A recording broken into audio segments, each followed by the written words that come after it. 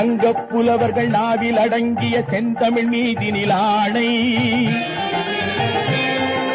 மங்கள குங்குமம் மஞ்சள் நிறைந்த சங்கரி மீதினில் ஆணை.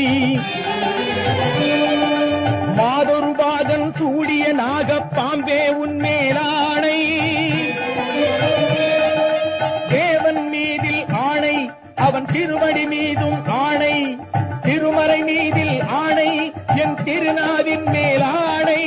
பண்மேலாணை, பொன்மேலாணை, என் மேலாணை, உன்மேலாணை.